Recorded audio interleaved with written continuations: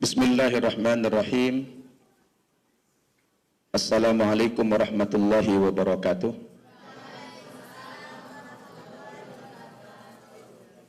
Alhamdulillah.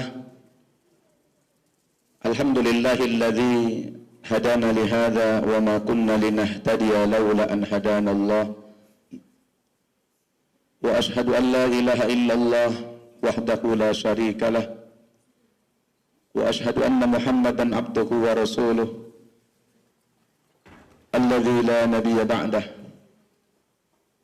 Wa salawatullahi wa salamuhu alaihi wa ala alihi wa ashabihi wa mawalah, amma ba'd.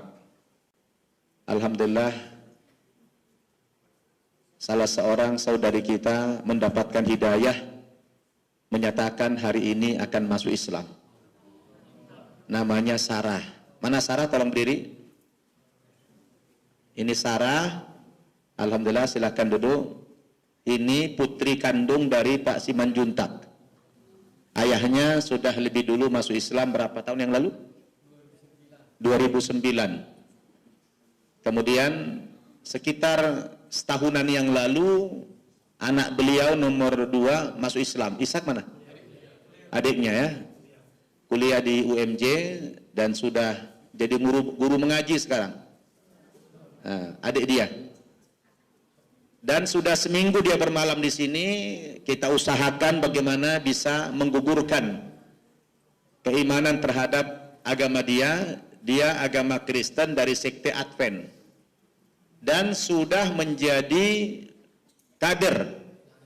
Ya, kader pendeta. Dia sendiri ke sini, Bu, dari mana? Dari asrama pendeta. Ya, dari asrama kependetaan. Dia sedang dikader, ya. Sarah ini sedang dikader untuk menjadi misionaris dari Advent. Tapi qadarullah, alhamdulillah, setelah dia menginap di sini beberapa malam, dia melihat suasana Islam itu jauh lebih indah, lebih menarik, apalagi dengan pakaian jilbabnya. Dia sendiri belum muslim sudah berjilbab kemarin. Dia adaptasi dengan lingkungan. Dan kebetulan 2 malam yang lalu kita, berapa hari yang lalu kita dikunjungi tamu dari Sudan. Tentu semakin menguatkan berpindah agama menjadi muslim. Insya Allah sebentar lagi dia kita syahadatkan di sini, biar ibu-ibu bisa menyaksikan, dan ini pahalanya sangat besar. Sekarang kita saksikan dulu pensyahadatan, ya. Pensyahadatan saudari kita Sarah. Namanya udah Sarah. Udah nama Islam ini. Ya. Maju ke depan Sarah sini. Ya. Akhirnya dapat hidayah juga, ya. Ya. Baik ibu-ibu, sebentar ya kita saksikan pensyahadatan saudari kita Sarah. Silahkan dipegang mic-nya Sarah.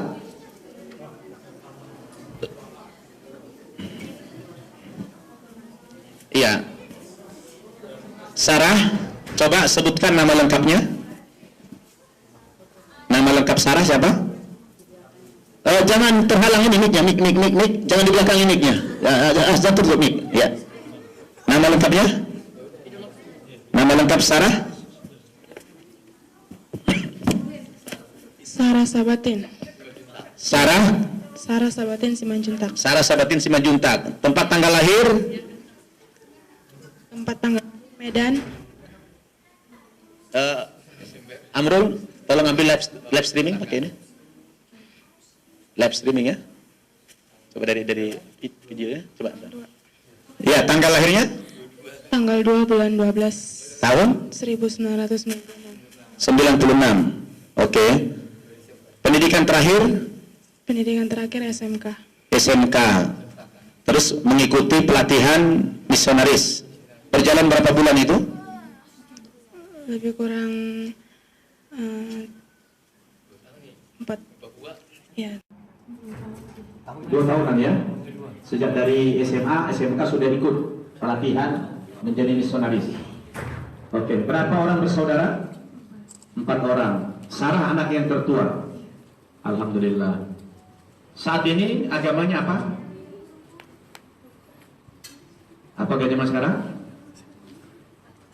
Advent ya. Oke. Tentu ini satu peristiwa yang dahsyat ya bagi Sarah.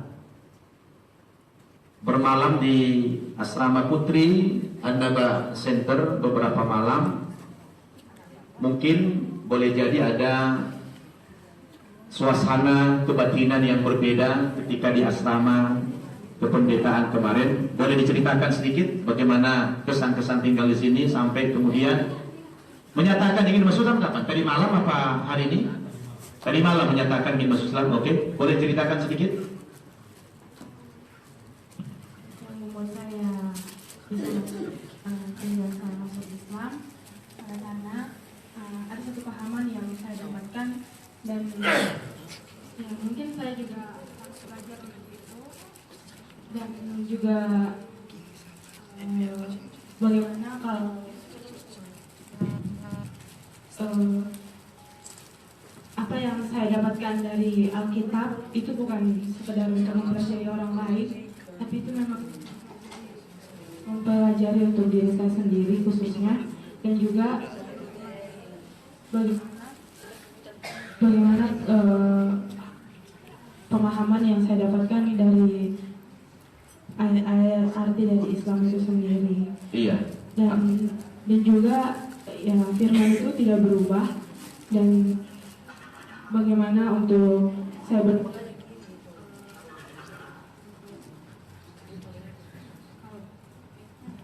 Ya.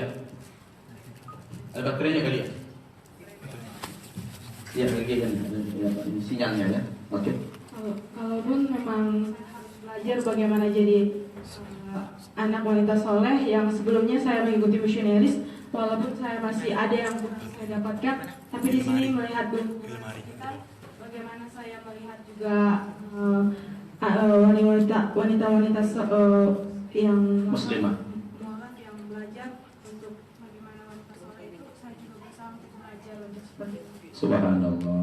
Jadi sudah tersentuh hatinya dengan melihat para mualaf di sini berubah menjadi anak yang soleha, gitu ya? Iya, alhamdulillah.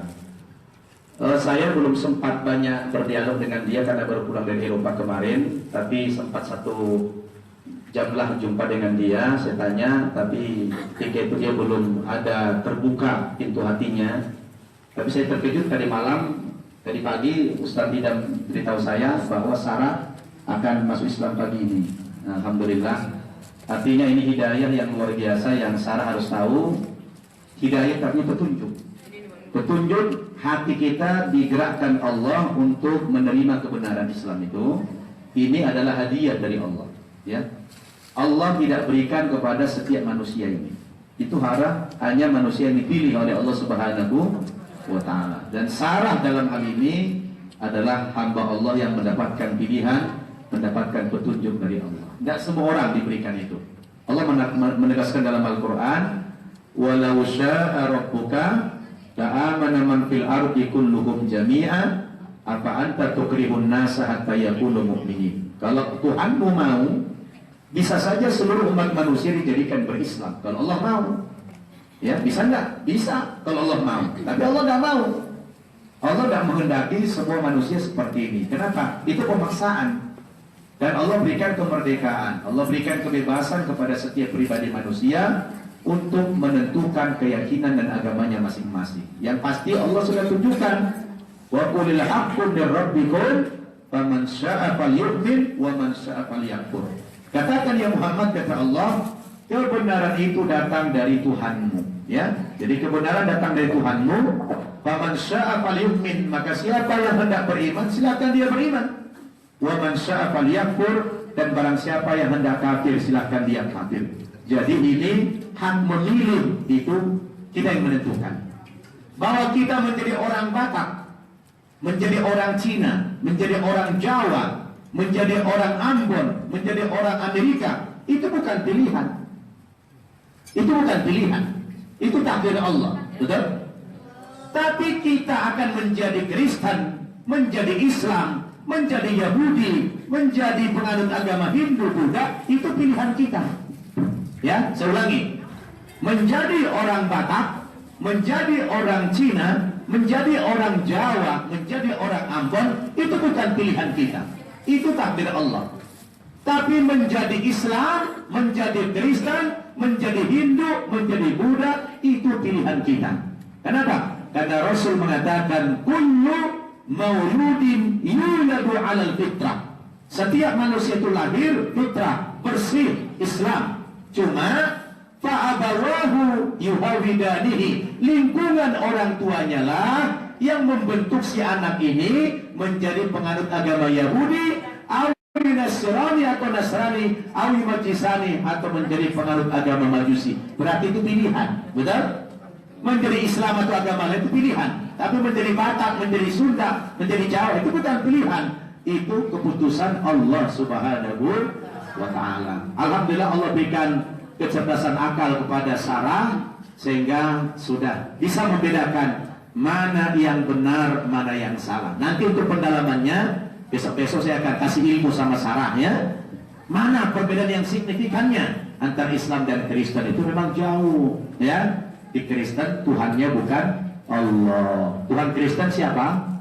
Tuhannya adalah Yesus. Yesus itu lahir, Yesus itu manusia, Yesus itu makhluk. Bukan sekarang Sarah menjadi Muslim akan memilih menjadi penyembah yang sesungguhnya. Sarah masuk Islam itu syaratnya tidak pakai uang. Ya, syaratnya cuma dua. Yang pertama, Sarah harus meyakini dulu kebenaran Islam. Nah, jadi pertanyaan saya, Sarah sudah yakin belum 100% Islam agama yang benar dan agama yang dulu salah? Yang dulu? Oke. Itu yang paling penting, alhamdulillah ya. Karena tidak boleh ada punya keyakinan ganda. Nanti itu namanya Krislam nanti. Kristen Islam, ya kan? Nggak boleh kaki kita satu di Islam, satu di Kristen, nggak boleh. Jadi total, Islam total, Kristen total, nggak boleh ganda. Sebab itu bukan kayak pakaian. Kalau pakaian bisa gonta-ganti, bosan ini, ganti ini, gitu kan? Tapi kalau agama ini itu prinsip. Jadi sudah yakin Islam agama yang benar. Oke, itu dulu yang pertama. Baru yang kedua, syarat masuk Islam harus membuat sebuah persaksian. Ya, membuat persaksian, bikin pernyataan dengan mengucapkan namanya 2 kalimat syahadat. Apa itu 2 kalimat syahadat? Asyhadu an la ilaha illallah wa asyhadu anna Muhammadar Rasulullah. Sudah sempat diajari belum? Belum ya? Nah, ini baru pertama ya. Nah, coba ikuti dulu, saya latihan dulu. Tapi sudah yakin ya? Sudah yakin Islam yang benar kan? Apa nunggu dulu saya gurukan lagi atau sekarang? Disadarkan? Sekarang? Oke. Sudah siap sekarang ya? Tidak ada ragu kan? Oke, coba latihan dulu.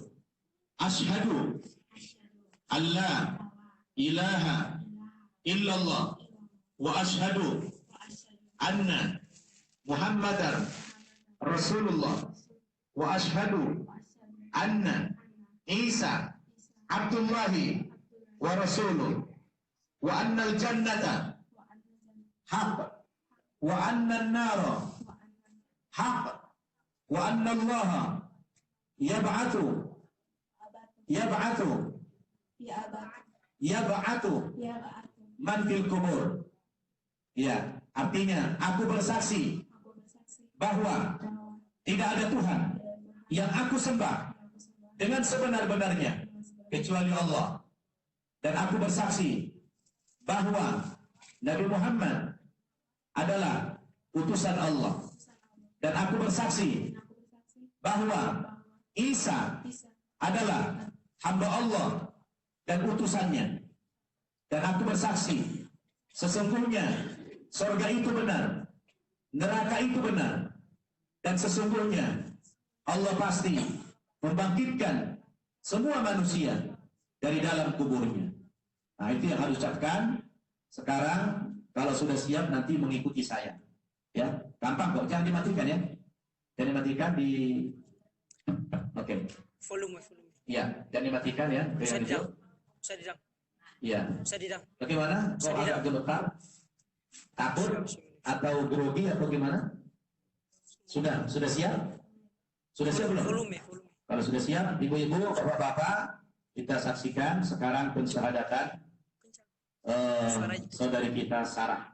Sarah, tundukkan pandangan.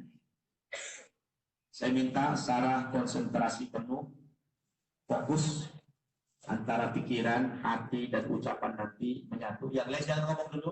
Anak-anak santri jangan ngomong dulu. Kita saksikan ini konsentrasi penuh. Sebelum Sarah berikrar mengikuti saya, sekarang Sarah coba berdialog dengan Allah dari hati yang paling dalam.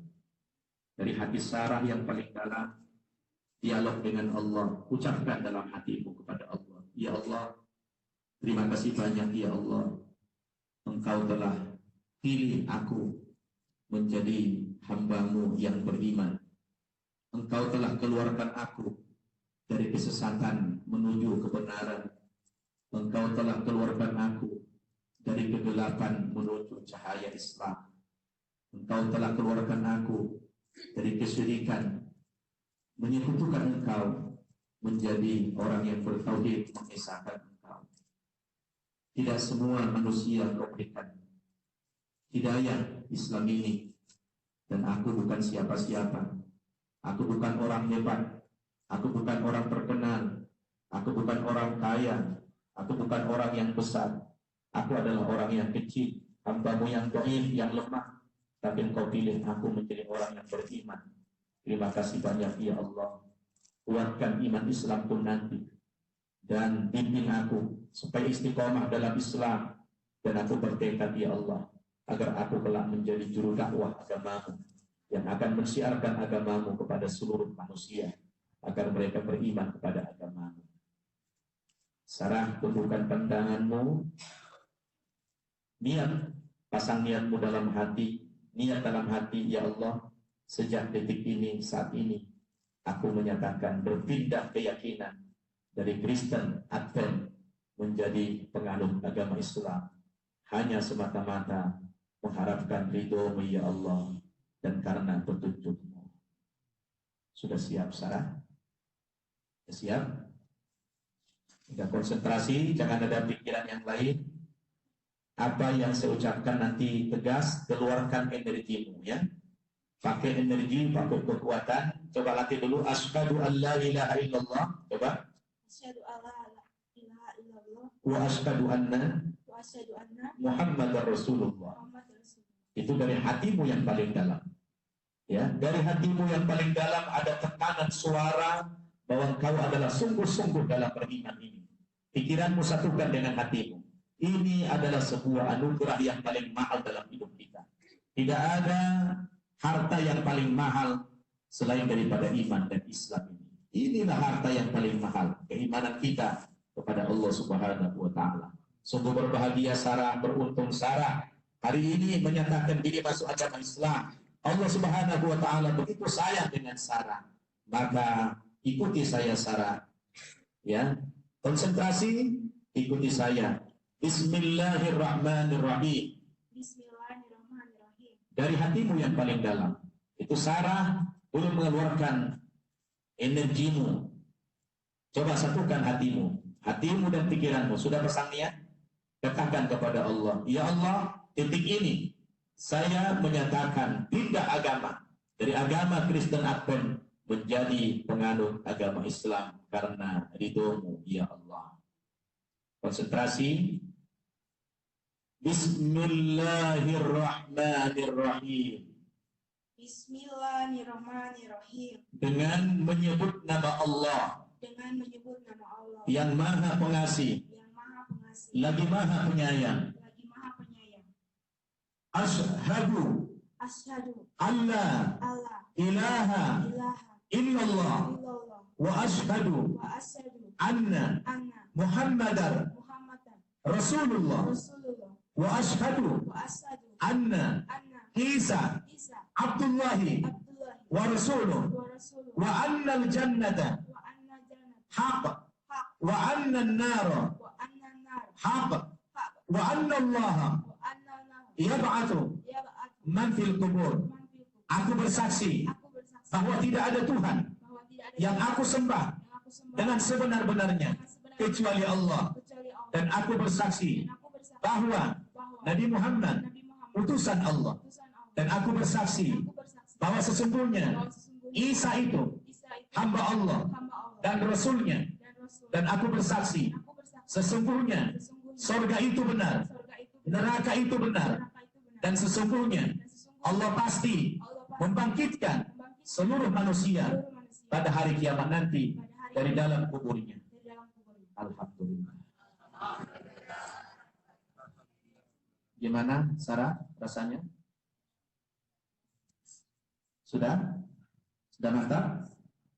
Alhamdulillah. Selamat. Peluk ayahnya? Ya. Ya. Peluk ayahnya. Ucapin selamat. Ya. Ini hidayah yang luar biasa kepada Sarah. Ya. Mudah-mudahan Allah kuatkan iman Islamnya. Ya. Ya. Sarah, saya berikan kabar gembira kepada Sarah sekarang. Saya berikan kabar gembira, Sarah. Alhamdulillah, beberapa detik yang lalu setelah Sarah mengikrarkan 2 kalimat syahadat dengan sebuah keyakinan agama Islam yang benar, maka kalau itu diyakini dengan sebenar-benarnya dan mengamalkan Islam ini, maka saya kasih kabar gembira kepada Sarah. Allah Subhanahu wa Ta'ala telah menghapus dosamu yang lalu. Amin. Alhamdulillah. Jadi hari ini ibu-ibu, Sarah adalah orang yang paling bersih di antara kita. Dengan catatan Sarah yakin dengan kebenaran Islam dan mengamalkan Islam itu secara konsisten. Kemudian Sarah, karena namamu sudah nama Islam, saya tidak usah rubah lagi namanya, sudah bagus itu Sarah. Jadi namanya tetap Sarah ya. Sarah itu adalah istri pertama Nabi Ibrahim ya. Kemudian Sarah, apa hak dan kewajibanmu dalam Islam itu sama seperti hak dan kewajiban semua pada muslim umumnya. Mulai hari ini Sarah, coba konsentrasi. Mulai hari ini Sarah sudah wajib melakukan sholat 5 waktu sehari semalam. Nanti belajar. Kemudian sebentar lagi Ramadan, kita wajib berpuasa 1 bulan di bulan Ramadan karena Allah. Dan nanti kalau ada sudah punya kerjaan, wajib mengeluarkan zakat 2,5% dari harta yang net. Kemudian kalau di musim haji, wajib Sarah melakukan haji sekali dalam seumur hidup. Itulah kewajiban-kewajiban. Dan Sarah wajib juga menuntut ilmu dalam Islam ini. Ya. Jadi kami juga wajib menutup aurat. Ini sudah tutup aurat, sudah syar'i, alhamdulillah. Jangan lepas lagi. Seperti inilah selamanya. Ya. Dan nanti insya Allah akan kita belikan lagi. Kalau ibu-ibu mau sodakoh nanti jilbab-jilbab atau paket-paket muslimah silahkan ya. Karena orang begini lebih berhak, lebih besar pahalanya kalau kita bersodakoh kepada orang yang telah diberikan hidayah oleh Allah Subhanahu wa Ta'ala. Jadi kami ucapkan selamat kepada Sarah ya.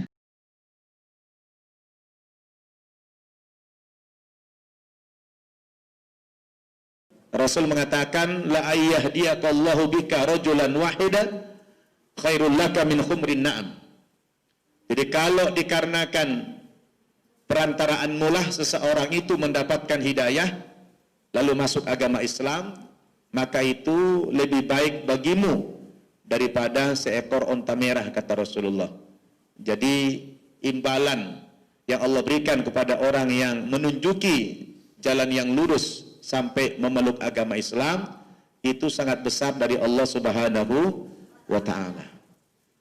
Ibu-ibu yang saya hormati, sepertinya Majelis Taklim Al-Hikmah ini baru yang pertama silaturahmi ke An-Naba. Betul, Bu? Mungkin secara kronologis ibu-ibu belum tahu bagaimana kok ada pesantren mu'allaf. Kan begitu? Mungkin saya ceritakan sedikit. Saya ibu-ibu juga dulu berlatar belakang seperti mereka dari agama Kristen. Saya dulu aktivis gereja juga.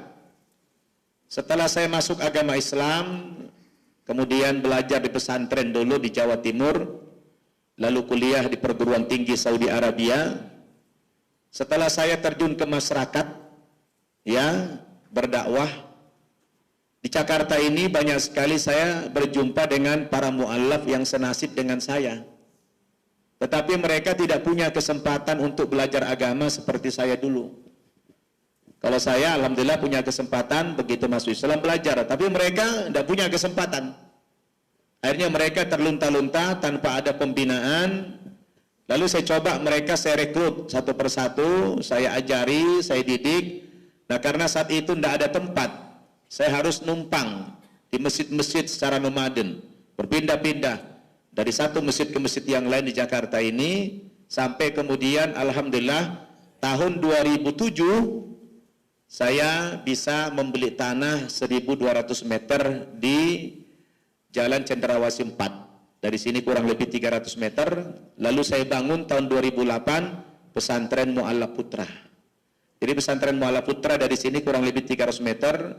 Bangunannya lebih besar daripada bangunan yang putri ini. Nah, santrinya ini sebagian pada kuliah. Kemudian tahun 2014 saya bangunlah pesantren Mu'allaf Putri ini. Alhamdulillah santrinya kurang lebih sekitar 30-an orang. Dan mereka ini dalam hal usia berbeda tingkatan. Ada yang levelnya SMP, ada yang SMA, ada yang perguruan tinggi. Jadi lintas usia. Dan setiap mereka ini wajib kita sekolahkan. Jadi mereka ini yang sekolah kita sekolahkan, yang kuliah kita kuliahkan, dan mereka semua di sini kita tanggung. Semuanya gratis. Ya, semuanya kita didik mereka dengan komitmen nanti mereka setelah sarjana kita kembalikan ke kampung masing-masing untuk berdakwah. Alhamdulillah tahun 2017 kemarin kita An-Naba Center Indonesia telah membangun 2 cabang yang seperti ini di Nusa Tenggara Timur. Sudah 2 cabang kita di Nusa Tenggara Timur, di Kupang ya, yang seperti ini. Karena alhamdulillah ibu-ibu, setahun ini kita mengislamkan banyak sekali, puluhan orang yang kita islamkan. Terutama dari orang tua mereka ini. Jadi orang tua mereka ini rata-rata sudah kita islamkan. Dan kita islamkan di hadapan para duta besar negara-negara Arab. Alhamdulillah ibu-ibu sering tempat kita ini dikunjungi duta-duta besar negara Arab. Karena mereka respect dengan kegiatan kita. Dan alhamdulillah berkat mereka ini kita didik di sini. Kemudian merasa dimuliakan dalam Islam. Mendapatkan tempat, mendapatkan penghargaan dalam Islam itu. Maka mereka hubungilah orang tuanya masing-masing agar masuk Islam. Karena mereka katakan kami dalam Islam itu dimuliakan, dihormati dalam Islam. Kami dikasih tempat, dikasih pendidikan, dapat fasilitas, dikasih uang jajan. Mereka lapor sama orang tuanya yang dulu ketika kita Kristen tidak pernah mendapatkan apresiasi yang semacam ini. Akhirnya orang tuanya datang kemari, dia lihat langsung, oh iya betul, anak saya adalah semakin baik pendidikannya, wajahnya pun makin putih-putih gitu ya. Nah, berubah wajah mereka. Biasanya dari sana kan agak kuning-kuning gitu ya.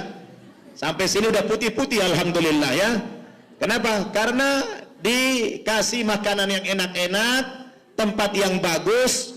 Bayangin dari tempat tinggal yang tidak layak di sana sampai di sini pakai AC segala macam.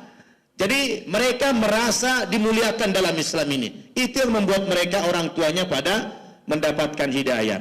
Dan alhamdulillah ibu-ibu, tahun ini 4 orang santri kita sudah kuliah di Sudan. Ya, 4 orang santri kita kuliahkan di Sudan. Dan insya Allah dalam waktu dekat, mungkin di akhir Maret ini atau di awal April nanti, 3 orang santri kita akan berangkat kuliah ke Irak. Mana yang mau ke Irak?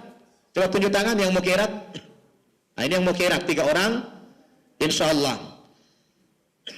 Dan beberapa malam yang lalu, ketika pimpinan perguruan tinggi Afrika Sudan datang kemari, dia mengatakan kepada kami, insya Allah santri An-Naba Center Indonesia ini terbuka lebar-lebar pintu gerbang kampus kami untuk menerima beasiswa santri dari An-Naba ini. Allahu Akbar.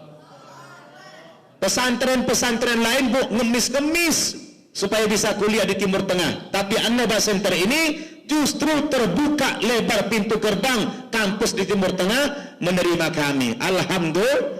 Alhamdulillah. Kenapa? Karena mereka ini para mu'allaf mendapatkan prioritas dalam Islam untuk dididik, dibina, dibentuk, dikader menjadi juru-juru dakwah yang handal di masa mendatang.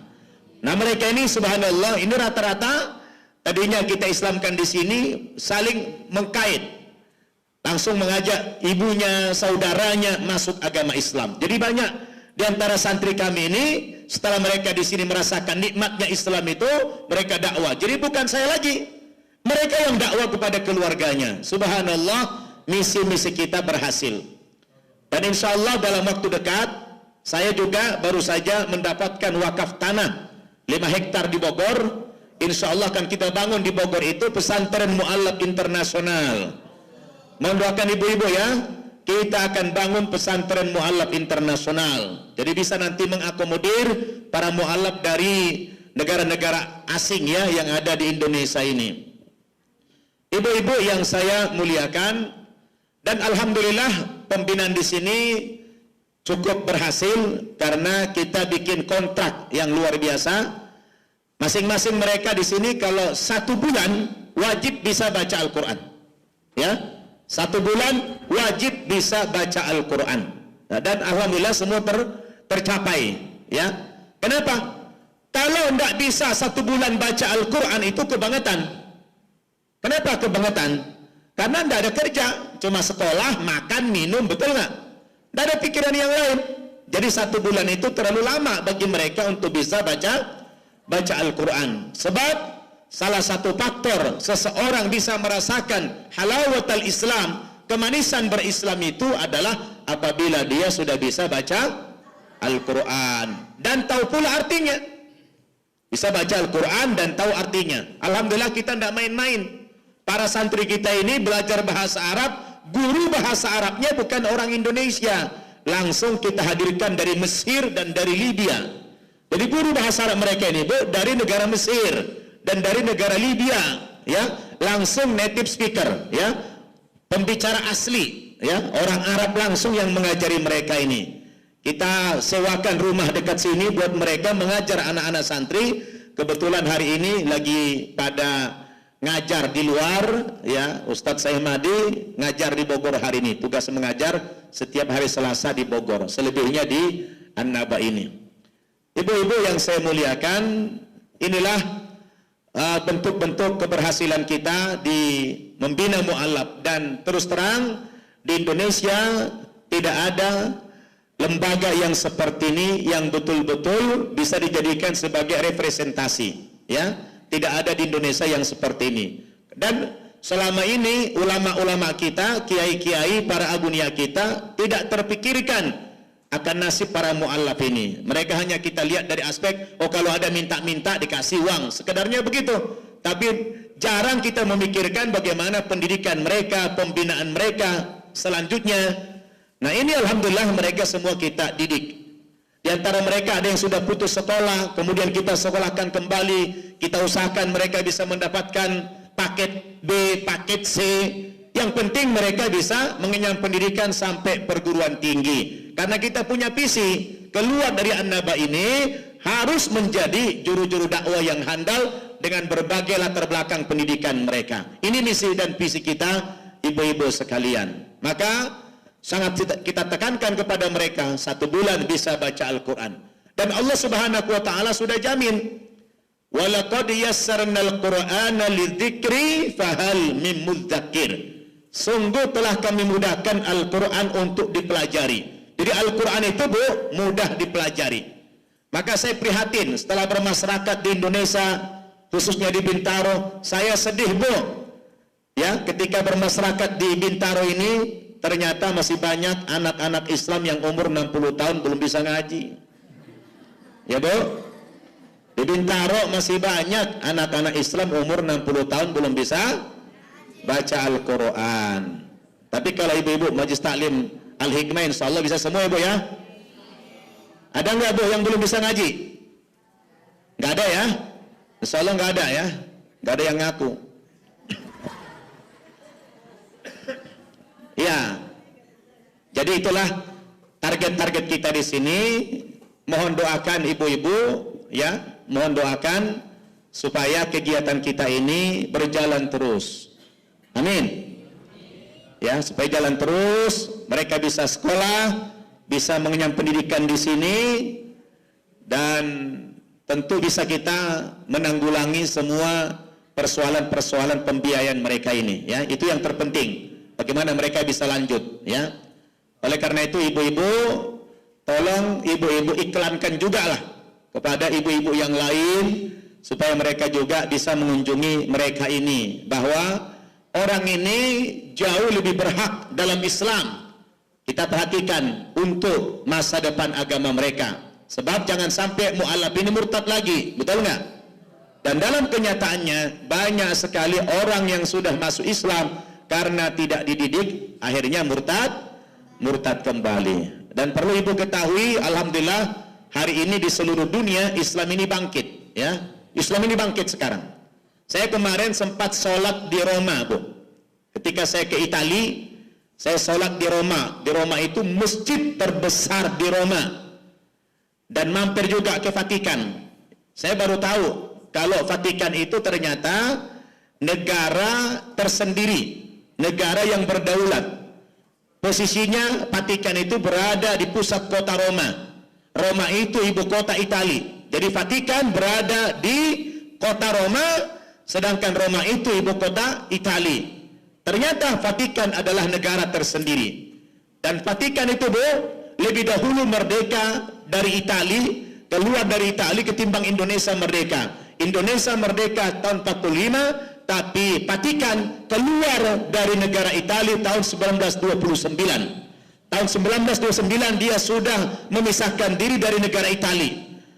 Mau tahu berapa luas Vatikan? Vatikan itu luas areanya cuma 45 hektar. 45 hektar itu hanya ya sebesar Monas saja. 45 hektar itu hanya seluas Monas saja, meliputi istana lah sekitar gitu. Dan yang memisahkan negara Vatikan dengan Roma atau Italia itu hanya dibuat tembok besar, tembok tinggi keliling. Hanya itu sajalah yang memisahkan antara negara Vatikan dengan Roma. Sedangkan negara Vatikan ini penduduknya hanya sekitar 900 orang. Bayangin, itu negara terkecil di dunia, ya kan? Negara terkecil di dunia dan paling sedikit rakyatnya adalah negara Vatikan.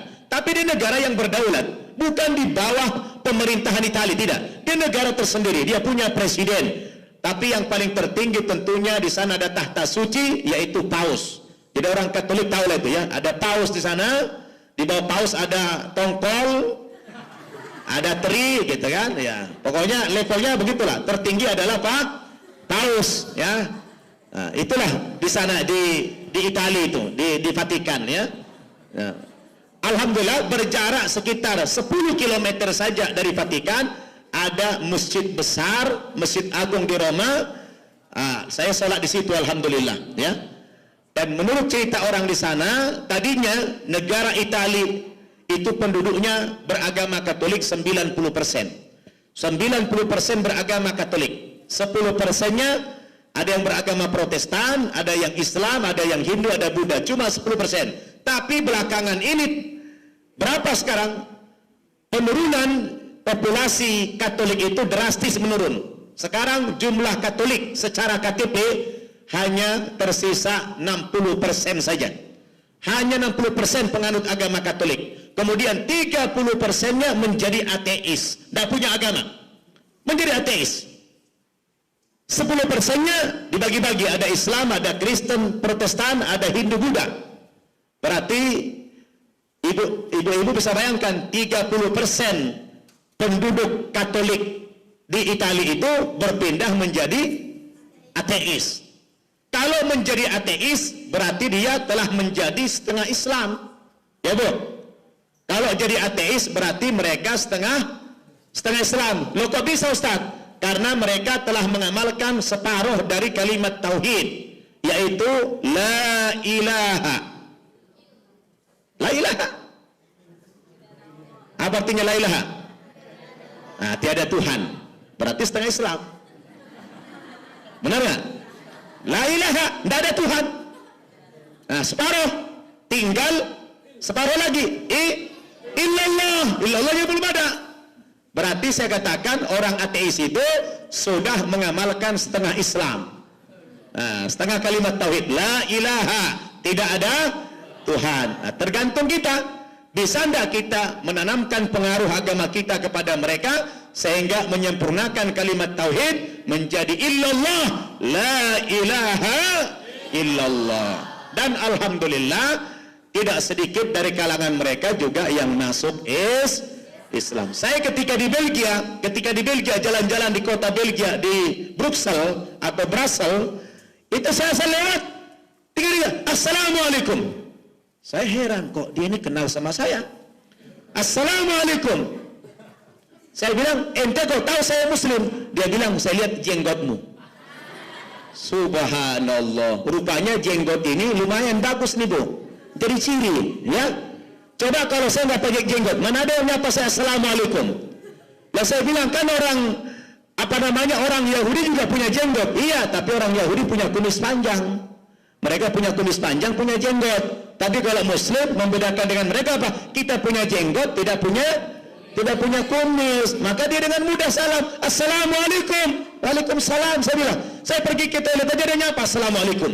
Rupanya di Brussels itu banyak orang Islam, imigran dari Turki, dari Pakistan, dari Afghanistan, dari mana-mana banyak. Subhanallah. Dan itu nikmatnya kalau kita punya jenggot.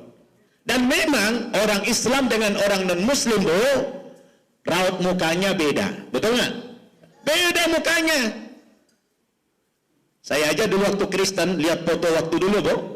Wah, dengan sekarang tuh beda jauh. Dulu jeleknya minta ampun, Bu. Sekarang masih juga sih. Tapi lumayan sekarang, ya. Kenapa? Karena dulu kita makanannya apa? Yang haram-haram. Yang kita makan anjing, babi, monyet, kucing. Dulu itu saya makan. Minumannya apa? Khamar, tuak. Makanya apa? Raut muka kita tidak bersih, tidak ada cahaya. Tapi begitu kita masuk Islam, yang kita makan yang baik-baik, yang halal. Yang kita makan yang baik, yang halal. Ya, akidah kita sudah lurus. Maka begitu kita masuk Islam, kita sholat, sering berwudu, wajah kita berubah. Betul? Maka waktu saya pulang kampung, abang saya bilang, kau setelah masuk Islam kok beda kali mukamu sekarang, katanya. Kau sekarang mirip Rhoma Irama, katanya. Jadi katanya saya mirip Rhoma Irama. Tapi saya bilang sama abang saya, bang, Rhoma Irama yang mirip saya. Ya, jadi itu siapa yang mengatakan raut wajah orang Islam itu beda? Allah. Muhammadur Rasulullah walladzina ma'ahu asyidda'u 'alal kuffar ruhama'u bainahum tarahum ruk'an sujjada yabtaghuna fadlan minallahi wa ridwana simahum fi wujuhihim min atharis sujud. Di wajah orang Islam pengikut Nabi Muhammad itu kata Allah ada tampak bekas-bekas sujud. Jadi itu yang membuat mereka kenal sama saya. Asal lewat di Belgia, assalamualaikum, assalamualaikum. Di samping ada ciri dengan jenggot, raut muka orang Islam juga beda dengan orang kafir. Betul? Nah ini coba lihat orang-orang ini ya. Ini dulu, waduh, ngeri-ngeri mukanya nih. Ya, makan babi, makan anjing gitu ya. Nah sekarang lihat wajahnya. Nih, coba lihat nih wajah-wajah mereka ini. Subhanallah ya. Sudah ada cahaya di mukanya. Alhamdulillah.